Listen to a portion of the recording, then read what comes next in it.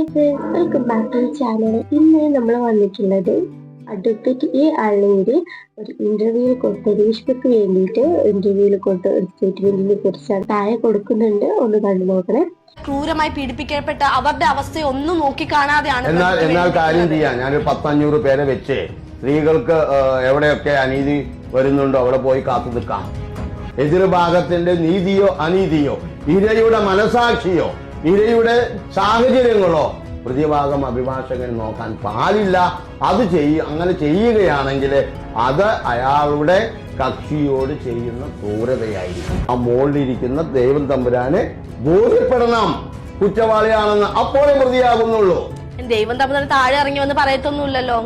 അപ്പൊ ഇതിൽ പറഞ്ഞത് അഡ്വക്കേറ്റ് പറയുന്നത് എനിക്ക് സാഹചര്യങ്ങൾ നോക്കേണ്ട കാര്യമില്ല. ഒരു ഇര അനുഭവിച്ച വേദനയോ അല്ലെങ്കിൽ ഇര അനുഭവിച്ച ഒരു സിറ്റുവേഷനോ ഇരയുടെ ഭാഗമോ എനിക്ക് നോക്കേണ്ട കാര്യമില്ല. എനിക്ക് നോക്കേണ്ട കാര്യമുള്ള പ്രതിയുടെ ഭാഗം. ഞാൻ ആർക്കാണ് വാദിക്കുന്നത് അവരുടെ ഭാഗം മാത്രമാണ് എനിക്ക് നോക്കേണ്ട കാര്യമുള്ളൂ. അവർക്ക് നീതി വാങ്ങിക്കൊടുക്കുന്ന ഒരു കക്ഷി എന്ന നിലക്ക് അദ്ദേഹത്തിന് ജോബിന് മാത്രമാണ് നോക്കേണ്ട കാര്യമുള്ളൂ എന്നാണ് അദ്ദേഹം പറയുന്നത്. 99% തെറ്റുകാരിയായ ഒരു പെണ്ണാലാണായാലും അവള് തെറ്റുകാരിയാണെന്നുള്ളത് 100% ഉറപ്പാണ്. അത് നമുക്കും നന്നായിട്ട് അറിയാം. കോർട്ടിനും അത് മനസ്സിലായതുകൊണ്ടാണല്ലോ അവർ വധശിക്ഷ വിധിച്ചിട്ടുണ്ടാവുക. അത് വ്യക്തമായിട്ട് മനസ്സിലായിട്ട് എങ്ങനെയാണ് ഇങ്ങനെ അവളുടെ ഭാഗം നിന്നാണ് സംസാരിക്കാൻ നമുക്ക് തോന്നുന്നത്. ഇത് നമ്മൾ ഒരു കേസിന്റെ ഒരു ഇതിൽ എടുക്കുകയാണെങ്കിൽ പോലും നമ്മൾ ഏകദേശം നമ്മൾ നോക്കും, നമ്മളെ കൊണ്ട് കഴിയുന്നിടത്തോളം നമ്മൾ അവരെ രക്ഷിച്ചെടുക്കാൻ നോക്കും. എന്ന് വെച്ചാൽ സാഹചര്യത്തിന്റെ പ്രശ്നം കൊണ്ട് ഉണ്ടായതാണെങ്കിൽ ഉറപ്പായിട്ടും നമ്മൾ നോക്കും ഈ കുട്ടിക്ക് എന്ത് സാഹചര്യം ഉണ്ടായി. നമുക്കൊരു പറഞ്ഞുകൊണ്ട് നമുക്ക് ഒഴിവാക്കാനായിട്ട്. ഇപ്പൊ നമ്മളൊരു റിലേഷൻഷിപ്പിന്ന് ബ്രേക്ക് ആവുകയാണെന്നുണ്ടെങ്കിൽ ആ വ്യക്തിയോട് നമ്മൾ മുഖത്ത് നോക്കിയാണ് പറയുന്നത്, എനിക്ക് ഇങ്ങനെ ഒരു ക്ഷണം ചെയ്യരുത്. ഓക്കെ, ഇങ്ങനത്തെ കുറച്ച് ഉള്ള കാര്യം നമുക്ക് പറയായിരുന്നു, പറഞ്ഞിട്ട് പോവായിരുന്നു. കാരണം സാഹചര്യമല്ല, ഫാമിലി ഇഷ്യൂസ് വരുമ്പോഴും അങ്ങനത്തെ കുറെ ഇഷ്യൂസ് വരുമ്പോഴും അതൊരു സാഹചര്യത്തിന്റെ പുറത്താണെന്ന് പറയാം. അങ്ങനെ നമുക്ക് പറഞ്ഞിട്ട് നിങ്ങൾ എന്താണ് ചെയ്യുന്നത്. ഒരു ജാതകത്തിന്റെ ഇഷ്യൂസ് അതിൽ പറയുന്നുണ്ട്. ജാതകത്തിൽ അവളുടെ ജാതകത്തിൽ എന്ത് ദോഷം ഉണ്ടായിരുന്നു, അവളുടെ ആദ്യത്തെ ഹസ്ബൻഡ് മരണപ്പെടുമെന്നും പിന്നെ രണ്ടാമത്തെ ഹസ്ബൻഡ് രണ്ടാമതൊന്നും ഓപ്ഷനില്ല, ആദ്യത്തെ ഹസ്ബൻഡ് മരണപ്പെടുമെന്നും പറയുന്നുണ്ട്. അപ്പൊ ഇപ്പോള് കാര്യമൊക്കെയല്ല. ഇങ്ങനെ ഒരു ന്യൂസ് അവന്റെ അടുത്ത് കൊടുത്തു. എന്ന് വെച്ചാൽ അവളെ കല്യാണം കഴിച്ചാല് ഹസ്ബൻഡ് മരണപ്പെടുന്ന പറഞ്ഞത് എന്നൊക്കെ പറഞ്ഞിട്ടും അവൻ അതിന് തയ്യാറായി. ഓക്കെ, ഞാൻ മരിച്ചോട്ടെ, അവനൊരു വിഷയമല്ല, അതുകൊണ്ട് അവന് അവളെ കഴുത്തിൽ താലി കെട്ടി ചെയ്തു. പിന്നീട് അവന് മരിക്കണല്ലോ, അപ്പൊ അവനെ കൊന്നു. അതെങ്ങനെ കൊന്നു എന്നൊക്കെ നമ്മൾ കണ്ടതാണ്. ഇത്രയധികം ഒരു ശതമാനം പോലും നമുക്ക് തോന്നുന്നില്ല അവളെ ഭാഗത്ത് ന്യായം ഉണ്ടെന്നോ സത്യം ഉണ്ടെന്നോ നമുക്ക് തോന്നുന്നില്ല. പിന്നെ എന്തിന്റെ ബേസിലാണ് അദ്ദേഹം ഇങ്ങനെ ഒരു സ്റ്റേറ്റ്മെന്റ് ഉണ്ടാക്കിയത്? ചിലപ്പോൾ പ്രതിഭാഗത്തിന്റെ വക്കീലായതുകൊണ്ട് തന്നെ തെറ്റ് ചെയ്തിട്ടില്ല വ്യക്തമായിട്ട് അദ്ദേഹം പറയുന്നുണ്ട്. എവിടെ പോയിട്ടാണെങ്കിലും അവർക്ക് നീതി വാങ്ങിക്കൊടുക്കുന്നു. ഒരു പ്രതിക്ക് എവിടെയാണ് നീതി? നിങ്ങൾക്ക് എപ്പോഴും തോന്നിയിട്ടുണ്ട് എവിടെയാണ് ഒരു പ്രതിക്ക് നീതി ഉള്ളത്? ഇരക്കാണ് സത്യം പറഞ്ഞ നീതി വേണ്ടത്, പ്രതിക്ക് നീതിയുണ്ടോ? അങ്ങനെ പ്രതികൾക്ക് നീതി ഉണ്ടായിരുന്നു എങ്കിൽ എന്തിനാണ് കോർട്ടൊക്കെ? ഇരക്ക് നീതി വേണ്ടി കൊടുക്കാനാണ് കോർട്ട്, പ്രതിക്കല്ല. ഇപ്പൊ ഗോവിന്ദസ്വാമിക്ക് തൂക്കുകയർ വിധിച്ചതാണ്. തൂക്കുകയർ കോടതി വിധിച്ചതാ. അത് ജീവപര്യന്താക്കി മാറ്റിയത് ഈ അള്ളൂരാണ്, ഒരു അഡ്വക്കേറ്റ്. അപ്പൊ ഈ അഡ്വക്കേറ്റ് ചിന്തിക്കുന്നില്ല അവരുടെ ഫാമിലിക്ക് ഉണ്ടാകുന്ന നഷ്ടങ്ങൾ എന്താണെന്ന്. അത് ഇടയ്ക്ക് അവരുടെ ഫാമിലിയെ കുറിച്ച് നമ്മളൊന്ന് ആലോചിക്കണം. ഇഷ്യൂസ് വരുമ്പോ അല്ലെങ്കിൽ ഇതുപോലുള്ള വലിയൊരു ക്രൈം ചെയ്തിട്ട് ആ വ്യക്തിയെ നമ്മൾ എത്രത്തോളം സംരക്ഷിക്കാൻ നോക്കുമ്പോ അത്രത്തോളം ഓപ്പോസിറ്റ് അവർക്കൊരു ഫാമിലി കൂടെ ഉണ്ട്. ഇപ്പൊ നമ്മള് സ്വന്തം ബ്ലഡില് ഇങ്ങനെ ഒരു ഇഷ്യൂസ് കണ്ടു. അപ്പൊ ഇന്റർവ്യൂവിൽ ആ പെൺകുട്ടി ചോദിക്കുന്നുണ്ട്, സ്വന്തം ഫാമിലിയിലാണ് ഇങ്ങനെ ഒരു ഇഷ്യൂസ് വന്നിട്ടുണ്ടെങ്കിൽ നിങ്ങൾ എന്താണ് ചെയ്യുക?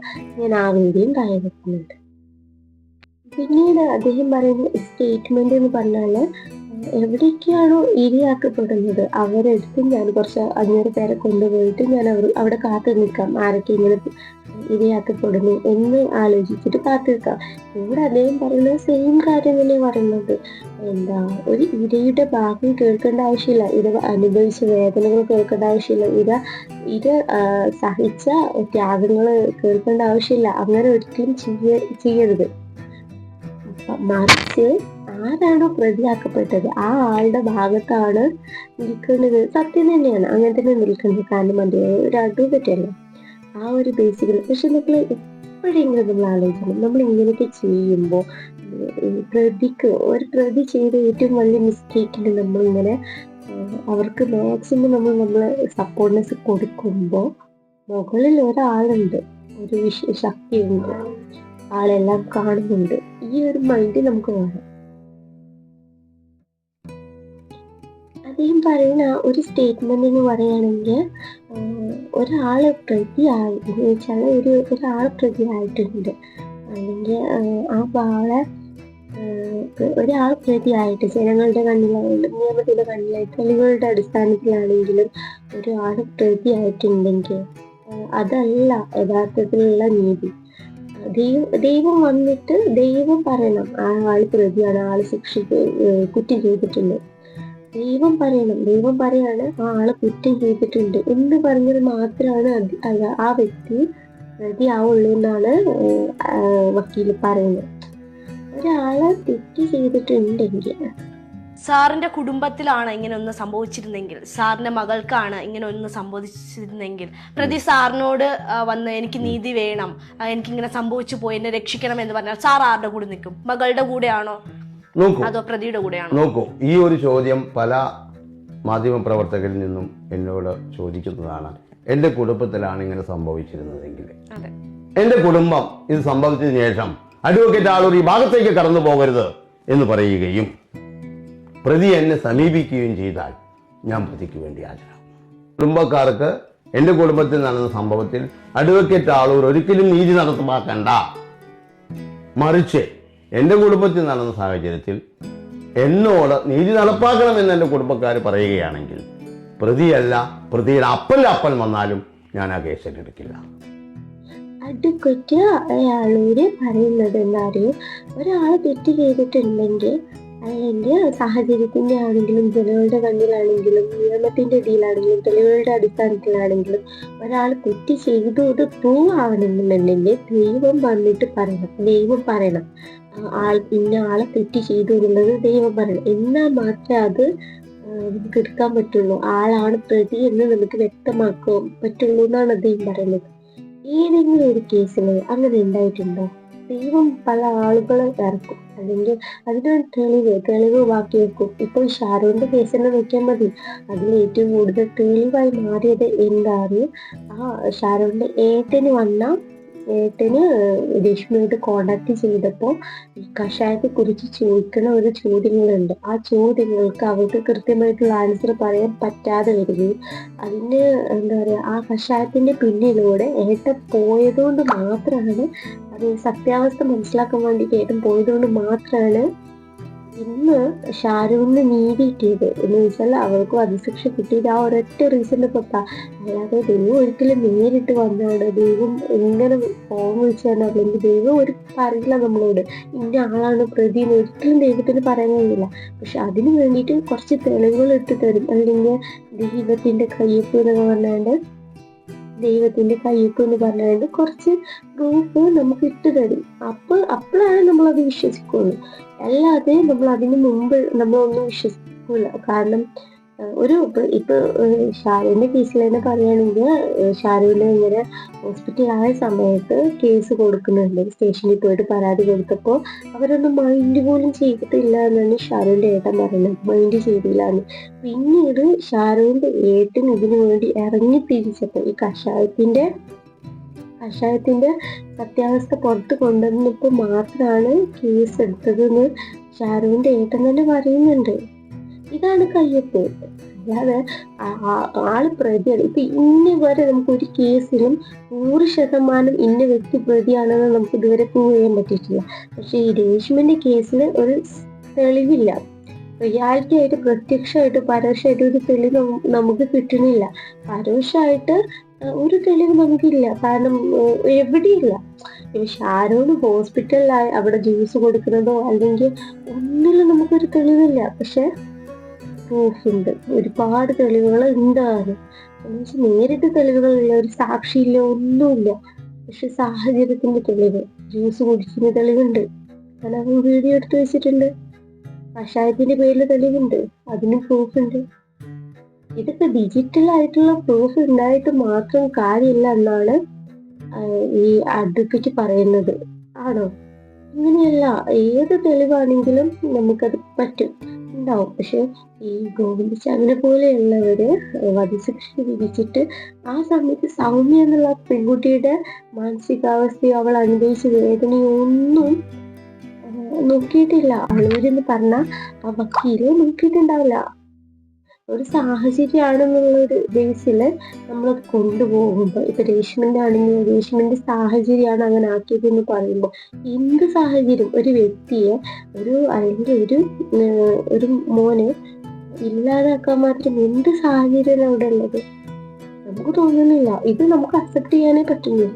രേഷ്മിനെ പറ്റി ആര് പറഞ്ഞാലും നമുക്കത് അക്സെപ്റ്റ് ചെയ്യാൻ പറ്റാത്തതിന്റെ റീസൺ എന്തായിരുന്നു? ഇതിൽ പ്രൂവ് ആയതാണ്, സത്യാവസ്ഥ പ്രൂവ് ആയതാ. ഇന്നേ വരെ പെൺകുട്ടികൾക്ക് മാത്രം വാദിച്ച് നമ്മള് സ്ത്രീയുടെ ഭാഗത്ത് മാത്രം സത്യം വാദിച്ച് നിന്നപ്പോ നമുക്കത് മാറ്റി ചിന്തിക്കേണ്ടി വന്നു. ഒരാണിന് നീതിയുണ്ട്, ഒരാൺ അനുഭവിച്ച വേദനക്കും പെയിനുണ്ട് എന്നുള്ള കാര്യം നമ്മൾ ഇന്ന് മാറ്റി ചിന്തിച്ച് എന്തുണ്ടാ? ഷാരൂൺ അത്രയും അനുഭവിച്ചുകൊണ്ടാണ്. അല്ലാതെ നമ്മൾ പറയോ അവൻ തല്ലി, എന്താ പറയാ, അവളുടെ ചിത്രങ്ങൾ എടുത്തു, ഓർഫ് ചെയ്തു, അങ്ങനെ ഒരുപാട് റീസൺസ് പറഞ്ഞു. പക്ഷെ അതിനൊന്നും പ്രൂഫില്ല, പ്രത്യക്ഷമായിട്ടില്ല പരോക്ഷമായിട്ടില്ല. ഒരാളുടെ ഫോണിൽ എല്ലാം ഉണ്ടാവും. ആള് അങ്ങനെ ചെയ്തിട്ടുണ്ടോ എന്നുള്ളത് ഫോണിലുണ്ടാവും, അല്ലെ ലാപ്പിലുണ്ടാവും, ഒക്കെ ഉണ്ട്. ഒരു തെളിവുണ്ട്. പക്ഷെ അങ്ങനെ ഒരു തെളിവുണ്ടായിട്ടില്ല. പക്ഷെ അങ്ങനെ ചെയ്യാൻ അവന് തോന്നില്ല. അദ്ദേഹം ആലോചിക്കുന്നത് അദ്ദേഹത്തിന്റെ വർക്കാണ്. ആ കക്ഷിയോടുള്ള 100% വിശ്വാസമാണ്. തന്റെ കക്ഷിയോട് താൻ പുലർത്തേണ്ട നീതിയാണ്. പക്ഷെ നമ്മള് ആലോചിക്കുന്നത് മാക്സിമം നമ്മൾ ആലോചിക്കുക ഇരയാക്കപ്പെട്ട ഒരു വ്യക്തിയുടെ മാനസികാവസ്ഥയെ ആലോചിക്കും. അതിന് മാത്രമേ നമ്മുടെ മനസ്സിന് നീതിയുള്ളൂ. ഇത് സത്യമാണ്, ഇത് സത്യമാണ്. കാരണം ഈ അനുഭവിച്ചതും ഷാരൂൺ അനുഭവിച്ചത് സത്യമാണ്. ആ സത്യമാണ് നമ്മള് എന്താ പറയാ, രേഷ്മയെ നമ്മൾ രക്ഷിക്കുകയാണെന്ന് പറയുന്നത്. എന്ന് വെച്ചാൽ അവളെ ജീവപര്യന്തത്തിന് പോലും വിട്ടുകൊടുക്കാൻ നമ്മളെ കൊണ്ട് കഴിയാത്തതിന്റെ പ്രധാന റീസൺ ഇത് സത്യമാണ്. അവൻ അനുഭവിച്ച വേദനയൊക്കെ നമുക്ക് ഫീൽ ചെയ്യുന്നുണ്ട്. നമ്മുടെ മക്കൾക്കാണ് ഇങ്ങനെ സിറ്റുവേഷൻ ഇല്ല, നമ്മുടെ മക്കൾക്ക് ഇങ്ങനെ സിറ്റുവേഷൻ വരില്ല എന്ന് നമുക്ക് ഒരിക്കലും പറയാൻ പറ്റില്ല. കാരണം ഇന്നത്തെ സമൂഹം അതാണ്, ഇന്നത്തെ എല്ലാം അതാണ്. ഒരു മാറ്റം ഇല്ലാത്ത തുടരുന്ന ഒരു കാര്യമാണ് ഇന്നത്തെ സമൂഹത്തില് ഉണ്ടാകുന്ന ഒരിക്കലും പറയാൻ പറ്റും. പേടിയാണ്. നാളെ മറ്റൊരു പെൺകുട്ടി നമ്മുടെ മക്കളോട് ഇതേ കാര്യം ചെയ്താൽ, അല്ല നമ്മുടെ മകളോട് വേറെ ഇതേ കാര്യം ചെയ്താൽ പേടിയാണ്. നമുക്ക് ആ ഭാഗത്ത് നിൽക്കാനേ പറ്റില്ല. ഓപ്പോസിറ്റ് ഉള്ള എന്ന് വെച്ചാൽ പ്രതിയാക്കപ്പെട്ടതിന്റെ ഭാഗത്തേക്ക് നമ്മൾ തിരിയാനേ പറ്റാത്തതിന്റെ ഒരുപാട് റീസൺ എന്ന് പറഞ്ഞാൽ ഷാരൂന് സ്വന്തം മകനായിട്ടുള്ളവർ കണ്ടു. അവൻ അനുഭവിച്ച പെയിനൊക്കെ സ്വന്തം പെയിനായിട്ട് കണ്ടു. ഈ ഒരൊറ്റ കാരണം കൊണ്ട്. അല്ലെങ്കിൽ ആരെങ്കിലും അഡ്വക്കേറ്റ് അളൂര് പറയുന്ന പോലെ അദ്ദേഹത്തിന്റെ ഭാഗത്ത് നിൽക്കും. രേഷ്മന്റെ ഭാഗത്ത് 1% പോലും സത്യം ഉണ്ടെന്ന് പറഞ്ഞിട്ടില്ല. പക്ഷെ അവൾക്ക് വധശിക്ഷ വിധിച്ചത് തെറ്റായി പോയി എന്നൊരു കൺസെപ്റ്റ് ചിലർ കൊടുക്കുന്നുണ്ടെങ്കിൽ പോലും മാക്സിമം സ്വന്തം ബ്ലഡിന്റെ അടുത്ത് വരുമ്പോൾ അത് വലിയ തെറ്റല്ലാത്ത പോലെ തന്നെ എല്ലാവരും കാണുന്നത്. സ്വന്തം ബ്ലഡ് ആലോചിക്കുന്നത് അത് മാത്രമാവും. സ്വന്തം ബ്ലഡിന് ഇങ്ങനെ ഒരു അവസ്ഥ വന്നാൽ എന്ത് ചെയ്യും? ഇനി ആലോചിക്കുള്ളൂ. മാക്സിമം ഷാരൂണ് നീതി വാങ്ങിക്കൊടുക്കണം. കാരണം ഇനി വേറൊരു ആൺകുട്ടിയായാലും പെൺകുട്ടിയായാലും അവർക്ക് ഇങ്ങനെ ഒരു ശിക്ഷ ഉണ്ടാവരുത്. ഇങ്ങനെ ഒരു അവസ്ഥയിൽ ഇത്രയും കഠിനമായിട്ടുള്ള ഒരു വിഷം കൊടുത്തുകൊണ്ട് കൊല്ലാനുള്ള ഒരു അവസ്ഥയിൽ ഒരാളെ എത്തിക്കരുത്. ഇത്ര മാത്രമേ ഉള്ളൂ. അതാക്കിയിട്ടുണ്ടെങ്കിൽ അവൾക്ക് അതിനുള്ള ശിക്ഷ കൊടുക്കണം. ആ വേദന അവളും അറിയണം. അല്ലാതെ നമ്മള് നീതിയില്ല. ഇനി ഒരിക്കലും അവൾക്ക് വധശിക്ഷ കിട്ടുന്നൊന്നും തോന്നുന്നില്ല. അവള് കുറച്ചുകൂടെ കഴിഞ്ഞിട്ട് ഒരു 10 വർഷമായിട്ട് നിൽക്കുമായിരിക്കും. 10 വർഷം നിന്ന് കഴിഞ്ഞിട്ട് എന്ത് സംഭവിക്കുക? അവള് കൂളായിട്ട് ഇറങ്ങി വരും. കൂളായിട്ട് അവൾ ഇറങ്ങി വരും. അല്ലെങ്കിൽ വധശിക്ഷ 10-14 ഉള്ളൂ. 14 വർഷം കഴിഞ്ഞ് അവള് കൂളായിട്ട് ഇറങ്ങി വരും. ഇത്രയേ ഉള്ളൂ. അത് നമ്മൾ എപ്പോഴും മനസ്സിലാക്കി, ഇത്രയേ ഉള്ളൂ. പക്ഷെ ഇപ്പോ തെളിവുകളൊക്കെ ഉണ്ട്. തെളിവുകൾ പ്രത്യക്ഷ ഡിജിറ്റൽ ആണെങ്കിലും തെളിവുകളൊക്കെ കയ്യിലുണ്ട്. പക്ഷെ ഈ 10 വർഷം ഈ തെളിവുകളൊക്കെ നമ്മളെ കൊണ്ട് സംരക്ഷിക്കാൻ പറ്റുമോ? 10 വർഷം കഴിഞ്ഞാല് തെളിവുകളില്ല എന്ന് പറഞ്ഞിട്ട് അവള് പുറത്തിറങ്ങും. പ്രത്യക്ഷ ഒരു സാക്ഷിയില്ല. പക്ഷെ ഭയങ്കരമായിട്ട് പ്രൂഫ് ഉണ്ട്. എല്ലാത്തിനും പ്രൂഫ് ഉണ്ട്. സത്യത്തിന്റെയും നീതിയുടെയും കൂടെ നമുക്ക് എന്നും നിൽക്കാൻ കഴിയട്ടെ. ഇനി ഇതുപോലുള്ള ഒരു ക്രൈം നമ്മുടെ ലൈഫിലോ അല്ലെങ്കിൽ ഈ സമൂഹത്തിലോ ഒരിക്കലും ഒരു ആൺകുട്ടിക്കോ പെൺകുട്ടിക്കോ ഉണ്ടാകരുത് എന്ന് കരുതിയിട്ട് നമുക്ക് പ്രാർത്ഥിച്ചുകൊണ്ട് നമുക്ക് നിൽക്കാം. ഓക്കെ, നമുക്ക് നല്ലൊരു വീഡിയോ ആയിട്ട് വരുന്നതിലേക്കും